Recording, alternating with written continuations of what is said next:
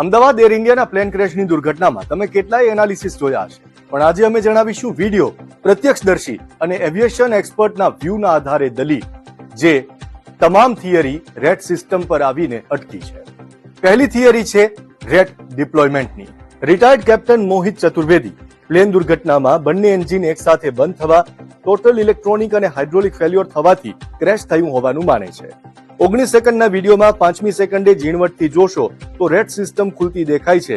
એ તે દિશા તરફ ઇશારો કરે છે. RAM air turbine system normally પ્લેનમાં ટોટલ પાવર લોસ થાય ત્યારે આપમેળે એક્ટિવ થઈ જાય છે, જે નાની પવનચક્કીની જેમ ફરે છે અને તેમાંથી પેદા થતી ઉર્જા પ્લેન ઓપરેટિંગ સિસ્ટમ સુધી પહોંચાડે છે. બિલકુલ, પોતે નથી બચાવતું પણ બચાવવા મદદ કરે છે, વિમાન ઉડાડવામાં મદદ કરે છે. હવે આ દિશામાં બીજી થિયરી છે પ્લેનનો અવાજ. આખી દુનિયાએ જે બ્લાસ્ટનો વિડીયો જોયો, અમે તેને એડિટિંગ સોફ્ટવેરમાં પ્લે કર્યો તો કેટલીક સેકન્ડો બાદ ઓડિયોના વેવ્સ ઘટતા દેખાય છે.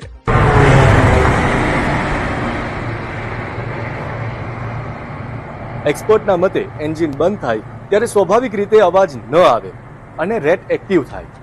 there are just two reasons that I can look at. Loss of power. Loss of power होने से जहाज exactly वही करेगा जो इसने किया है. ત્યાં સુધી એરપોર્ટનો અમારી 40 ત્યાં સુધી અવાજ આવ્યો. અહીં મારું આ મકાન છે ને ત્યાંથી અવાજ એનો બંધ થઈ ગયો હતો. બરાબર. અને બલૂંગ આખું થથડવા માંડેલું છેક સુધી. આખો વિડીયો જોવા માટે ડાઉનલોડ કરો દિવ્ય ભાસ્કર એપ.